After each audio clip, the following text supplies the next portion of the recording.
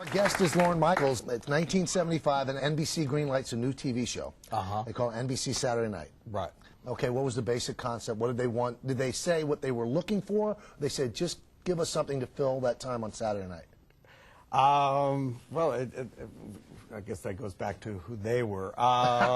There was a young executive named Dick Ebersol who'd worked with Roone Arledge at ABC Sports and who came over to NBC to be the new director of late night. He and I had a bunch of meetings, and I had been frustrated with the kind of shows that I've been doing with Lily Tomlin, which the standard sort of answer to that kind of show was that it's great, but it won't work in prime time. I thought if I could do a show that I'd watch, that it would work. When I looked at the idea of doing 90 minutes, I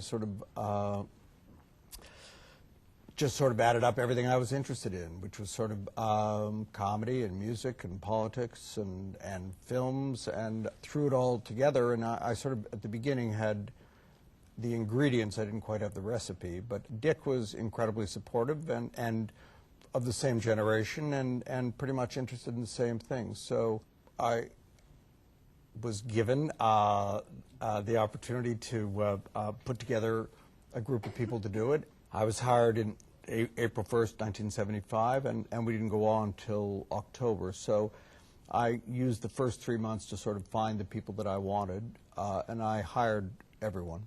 Now, the names everyone knows: Chevy Chase, Belushi, Aykroyd, Radner, Curtin, Morris, Wayne Newman.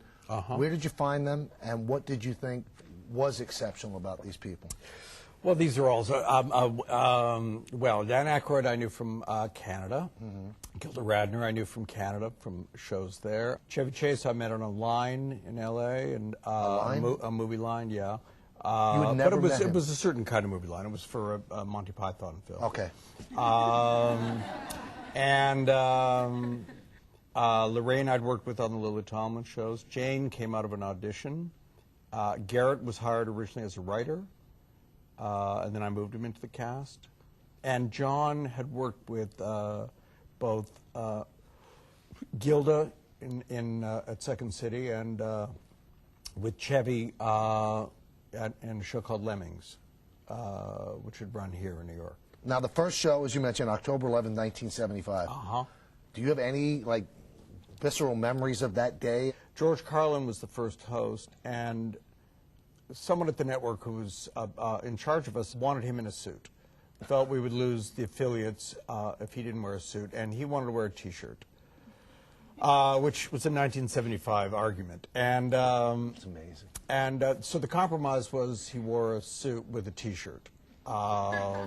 So we were just very stylish. Yeah, sort of stylish. Yeah, it sort of worked for a little while. Yeah, it didn't last. Can you long, imagine that was an argument back then?